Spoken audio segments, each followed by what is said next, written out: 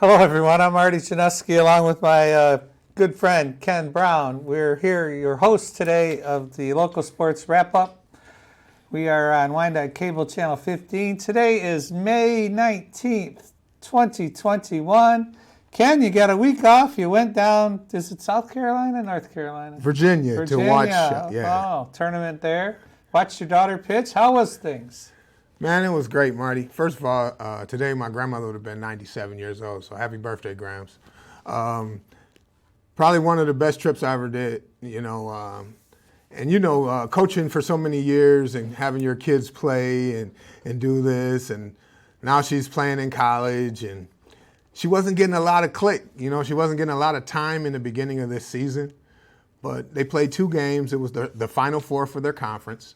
Played 2 games. In the first game she came in, they were getting shellacked, maybe 15-6 or 15-3 or whatever. She came in, got them out 1-2-3.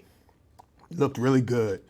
So the next day, since she was the hot hand, once the first pitcher went out, she came in and she got him out of the first inning, got 2 outs, gave up a hit, got him out the inning, and then the next inning, the first number 4 hitter hits a bomb.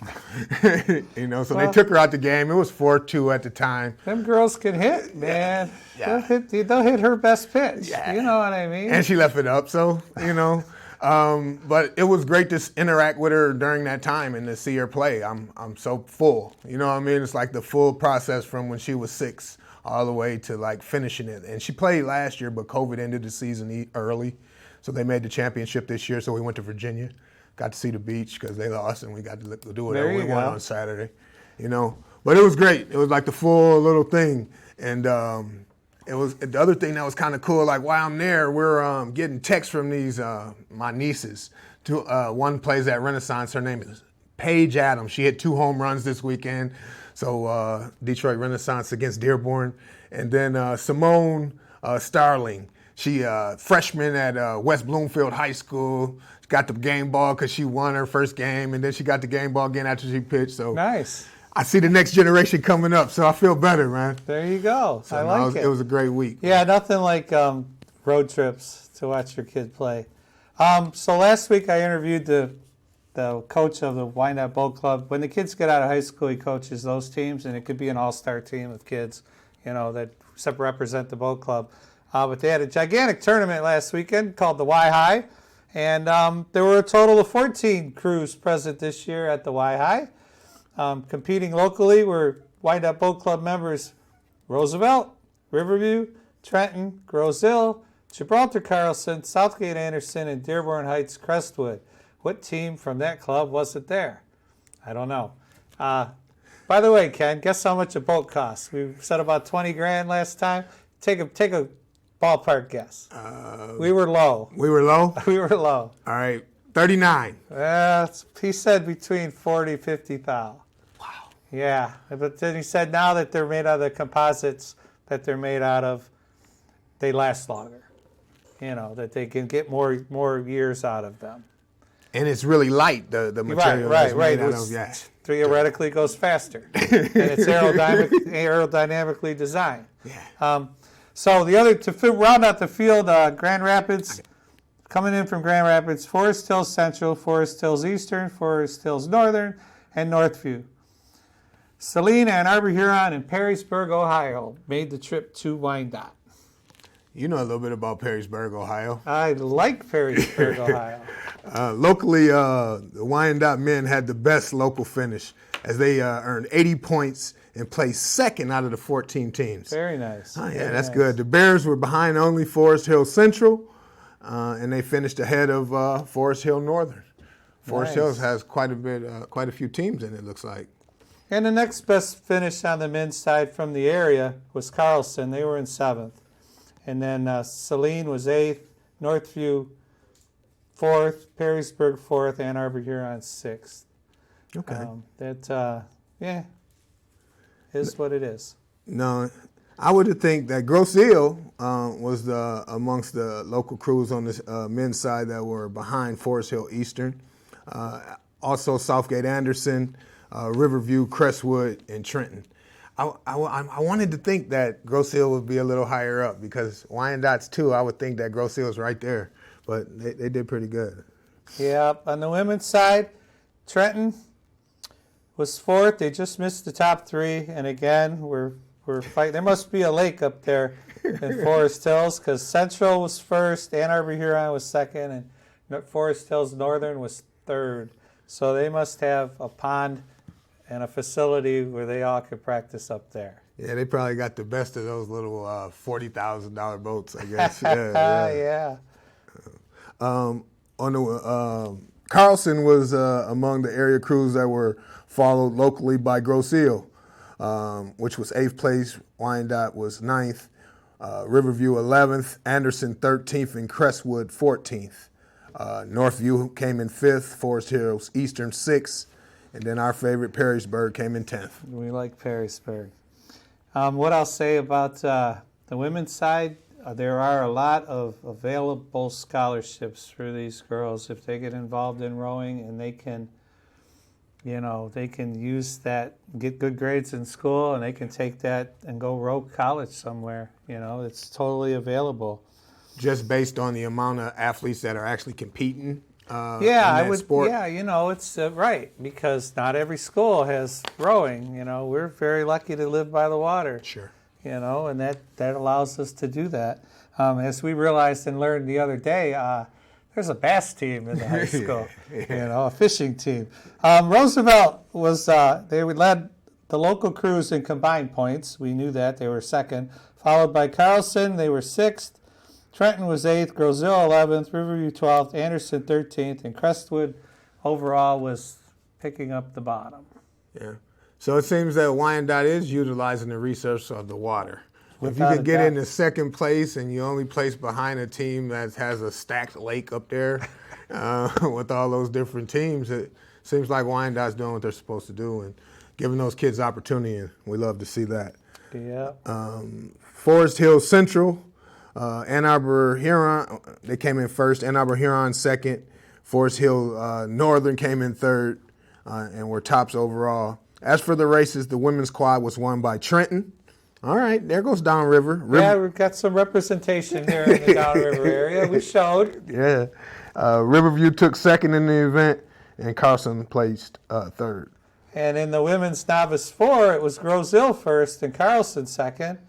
A freshman 4 was held this year for the first time, I'm guessing, and was won on the men's side by Roosevelt. So in freshmen, what I learned is freshmen, juniors, and seniors, and your first-year guys the freshmen have to be first-year rowers.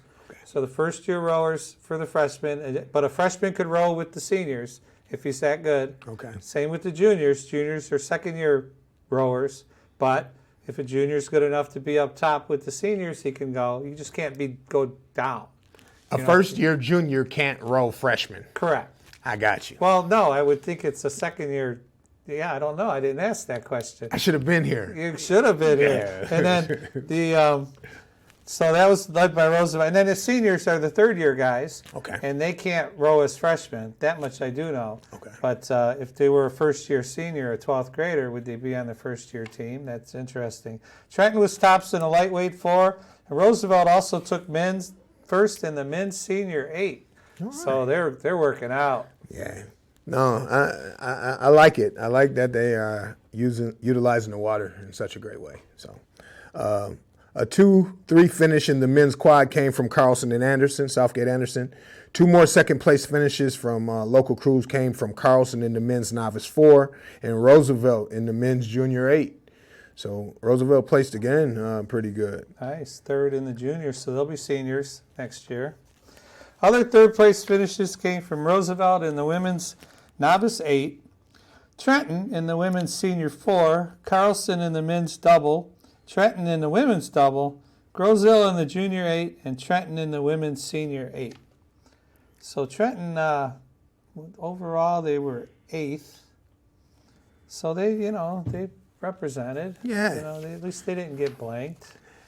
And it was funny because it felt like a light went off when you were reading it or talking about it, because I can see it. So it's freshmen. The freshmen stay with freshmen. The juniors stay with juniors. Seniors stay with seniors. Now I get it. But again, the freshman could row with the seniors if he's talented enough. if he's been rowing since he was little. The other thing we learned last week is that they really don't start rowing until they get to high school most of the time. I got you. It's very rare, unless it's somebody that is a rower, because the kids are looking for something to do, and they become rowers. And they do pound the pavement. They have a workout facility in there, a very efficient one, and they also have the fake things. It's a row machine. Yeah, a row machine. Well, but it's got water. They do it with the water. Okay. They can send a current through that water, and they all can row and practice taking it out and putting it in. Okay. And it's as long as the studio, and it's really cool to watch. Man, I want to see it. Yeah, we'd go in there someday. I'm a member. Yeah. We'd go up and have a cocktail. So another big thing happened last weekend is as they were packing them in here for the rowing, they were packing them in at the high school for track. Okay. They had a huge Metro Classic Track and Field Invitational. It was at Roosevelt High, but instead of packing everybody in, all 8 schools that generally attend, they did a smaller school, like Division II, I would just guess. I'm not so sure. And then they did the bigger schools in the afternoon. Okay. And so that went off well. It was split into 2 sessions. Yeah, so the larger schools got to sleep in. Okay. Unless their track coach makes them run the whistle or whatever. So it was the smaller classes, so less students in those schools, and then they came. Did they have how many people could come with them? Roseville and Southgate and stuff like that. They were doing the morning thing, and then the afternoon squads. I'm not sure all the schools. Yeah, but I think that makes a lot of sense because the one way you can do it in track is you're going against a time anyway, right? So if they beat that time, the top 3 times are the ones that advance. Yeah, I'm not sure they combined the 2. Okay. They might have. I didn't do enough research on that to figure all that out. No, that's fine. But, I don't have that sheet either. They definitely, guess who was on top? Boys and girls teams. Which school is usually on top on all this stuff? Yeah, don't clap. Yeah, Woodhaven. Woodhaven. In the second session, the Woodhaven boys won a championship with 172 points. Well, they were ahead of second place Roosevelt. They had 101. Okay. And third place Gibraltar Carlson had 100. So Roosevelt snuck out second place. Yeah. Fourth place went to Riverview, and it was followed by Southgate, Anderson, Lincoln Park, Melvindale, Allen Park, and Dearborn Divine Child. Okay. That's how they. Now I don't know if they only did 4 and 4. Well, they had to have more than 4 and 4. More research to follow next week. Yeah, and the track is narrowing down. I know that some updates track. They came in second place in the Metro Classic. The boys did, Wyandotte Roosevelt boys. And the girls came in third in the Metro Classic. Yeah, the Woodhaven girls won a team title as well. Okay. Woodhaven. So, funny, if we want to look at Woodhaven's season, and we'll talk about Woodhaven, we're not opposed to that. They won championships in 10 events and accounted for 17 top 3 finishes throughout the season. Okay. So they have to be getting ready for states. Yeah, regionals first, I'm guessing. Definitely districts, it sounds like they should win, right? Yeah. So then they get to the regional, and then you're right, state. Wow. No, they sound like they're doing really well. The middle school track, the boys and the girls, they raced on Monday, and both came in 4th place. Oh, there you go. Yeah. George should have, he would have all that information, the middle school track coach. Yeah. Looking forward to getting George back in the studio with us. He's got family responsibilities. We don't hold it against him. He's at a makeup Cabrini soccer thing with his, 6 and 7, 5-year-olds, whatever, chasing the ball around in this heat. By the way, it's like 85 degrees outside. We're all in shorts. Yeah, it feels great. It does feel great. Roosevelt last Saturday earned 3 gold medals as Jalen Jackson won both the 110-meter hurdles and the 300-meter hurdles, and Daniel Cushman was first in the pole vault. I think he did, I was reading this earlier, I want to say he did about 10, maybe 11 feet. That's tall. That's, you know. Yeah, that stick is long, though. I don't know how tall this, you know. Well, it's is that not, what it was? it's not Olympic caliber. They do 15s, don't they, and stuff. But you know what? Just anyone that can get that thing to bend and launch you. Man, it's something. Yeah. You got to be strong upper body. You have Fast. On yeah, oh yeah, point. you got to Yeah, be you running gotta- like yeah. crazy to get there, without a doubt. I don't have any track over here. Yeah, you should have on the I bottom. think there. Caroline Last took line it. on the bottom. Right here? Yep. All right. Samuel Rankin was the runner-up in the 1,600 meters, and Ethan Bro took third in the 200-meter. I hope I said his last name right. That sounds right. In the relays, Roosevelt was second in the 4x200 and fourth in the 4x400 and third in the 4x100. So they did well in the sprints. Jackson, Bro, Justin Knitz were joined by Nathaniel Gonzalez on the 4x200 team and by Rankin on the 4x400. So 4x100, do they each run 100 or do Yeah. they just do 25? No, they all run 100-yard dash. And then in the 200, they all run half a track. 400 is one time around. They're all sprints, though. So those are your straight-up speedsters, and you're going to know who your running back is next year. You're going to know who your wide receiver is next year. That's how that I works? bet you that's who those kids are. If I was a betting man, I would bet on that. 4x100 featured Aiden Moore, DeAndre Bell, Aiden Callahan, and Chase Klein. Okay. No, I didn't even know I had this sheet. It was under the softball. That's okay. We're going to get to that in a minute. The big day for me tomorrow. It's my anniversary. I have to say happy anniversary to my wife, Kim. It'll be 20 years. All right. Yeah. Congratulations. You know, What does 20 years bring you? love is great, isn't it? Yeah, love is Love divine. is fantastic. Your love is divine. Yes, it is. And I had to mention that in the show. We have some softball to talk about. Trenton played Gibraltar Carlson. It was first place in the Downriver League, and it was yesterday, Tuesday afternoon.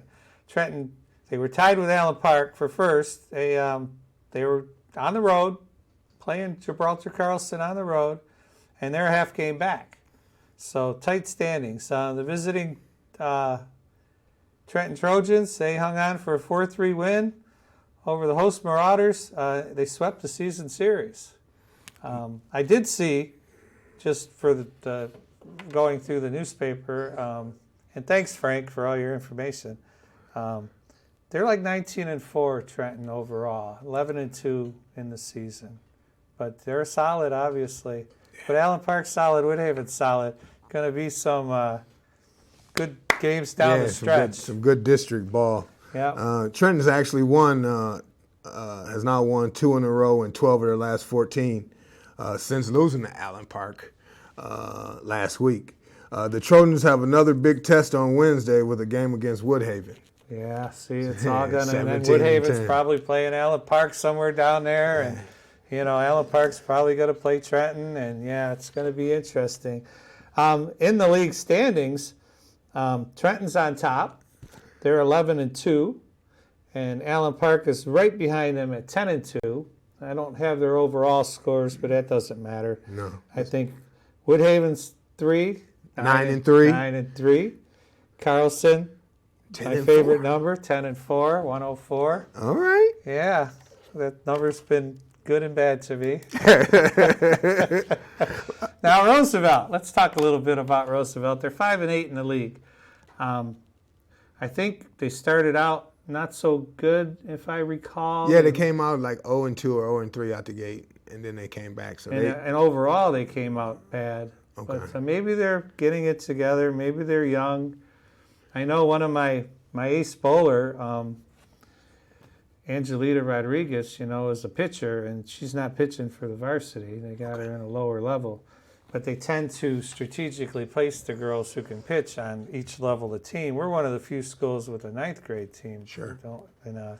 So they kind of strategically put them where they will have a pitcher, because sometimes they want her pitcher in both ends of double headers. Yeah. I'm like, you know what? Your bowling's more important. No. From a bowling coach, Yeah. your bowling's more important. But it's her decision. I mean, I told her, you know, if you don't want to do it, they have to have a backup somewhere, you know. She's concerned a little because she's throwing a lot. Yeah, and you know, she gets to bowling and she's always grabbing right here like her arm hurts. And what's your arm hurt from? Well, we're already practicing in the gym, you know. Yeah. And I mean, I don't blame the coach, but you got to have somebody else that can float it over the plate. If not, get somebody else. Yeah. Find somebody else. I seen the team North Carolina Central at the tournament. That girl pitched for all 4 games in the tournament. Every inning? Every inning. Wow. Yeah. So I mean, you know, they're using. You know, it's a lot cleaner than the boys throw. But no, I think that Wyandotte smart to have a pitcher on every level. And if my pitcher in 9th grade is going to get to work, the horse work, a lion's share of it, then that's what I want because I'm preparing her for the next year too. Yeah, there you go. You know, in the next ones. But. It's not so terrible. Southgate Anderson's 3-7, Taylor's 2-6, Edsel Forest 2-10, and Lincoln Park is 2-11. That rounds up the 9-team Downriver League. Yeah. Used to have Melvindale in there, but they floated out of our division. Yeah, they would have been down there with Lincoln Park. You know this for a fact, or is it just your opinion? Yeah, I've seen them play. No, it was good. No. Melvindale, they struggled against some of the teams in this league. So. Yeah, it's they did the same thing in bowling, and now they're winning everything in bowling where they've gone into that other league. Which we see them at tournaments when we could have tournaments. No mask rule now, right up your alley. No, I'm wearing it. I'm wearing it whether they say no mask or mask. I'm masked up. My business, I will say that there's the sign's going to stay on the door. You know, I've got the shield up at the counter. A couple of people have walked in without it, and I don't blame them if they forget. Oh, darn, it's in the car. Oh, darn, it's in the car.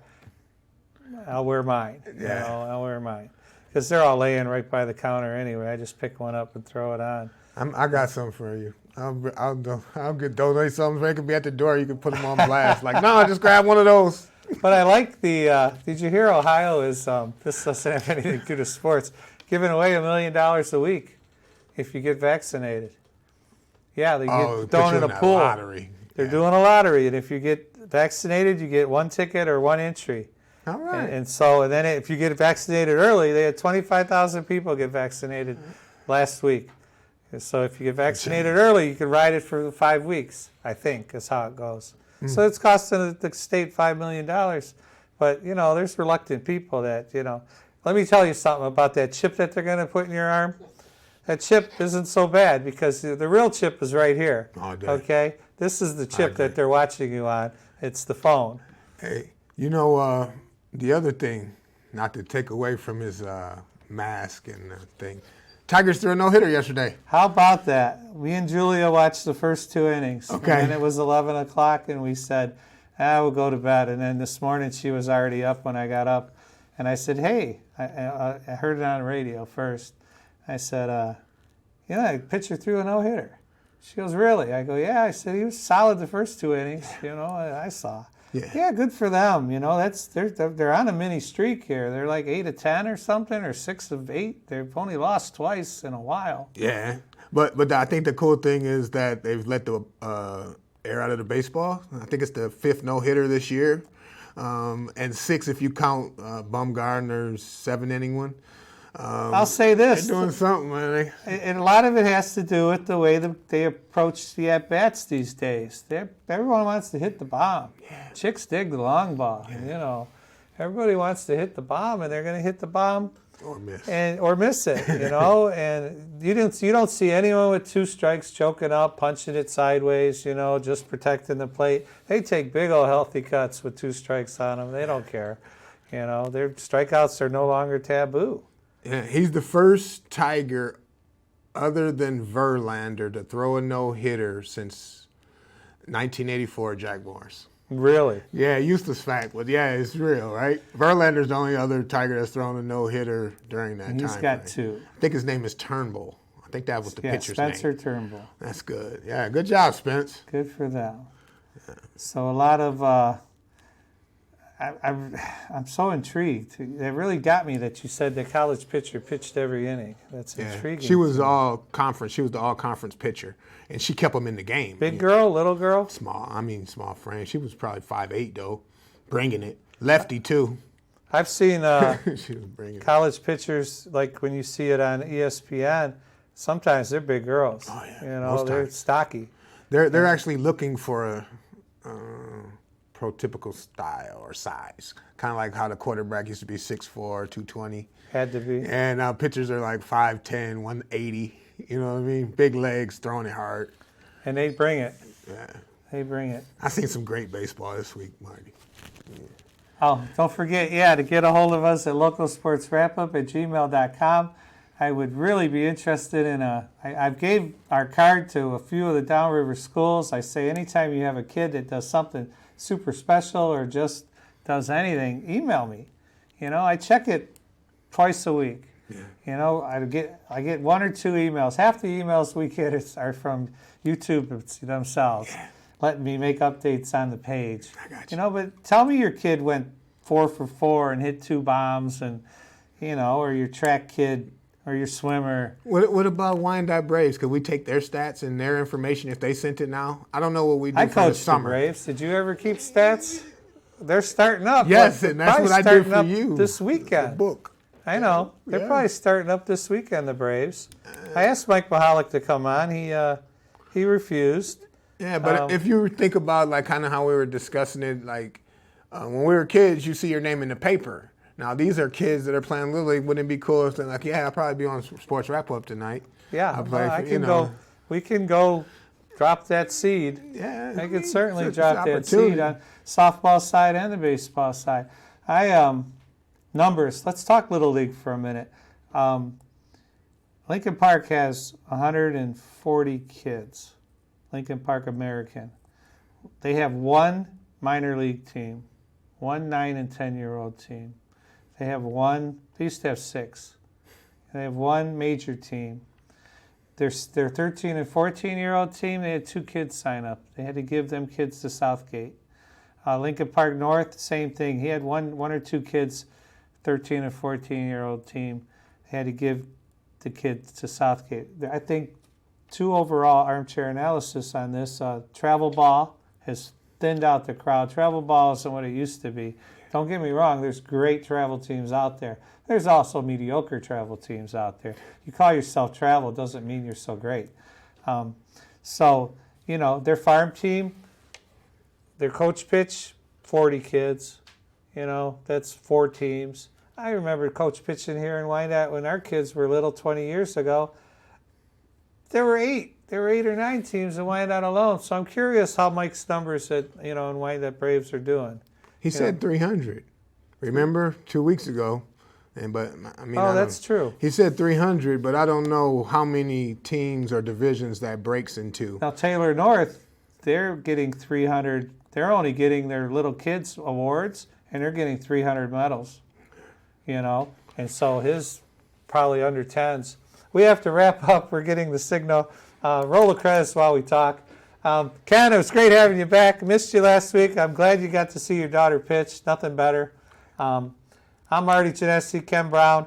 Don't forget, tune us in at localsportswrapup@gmail.com. Let me know how terrible I am at this job. It's great. And then also watch us on YouTube.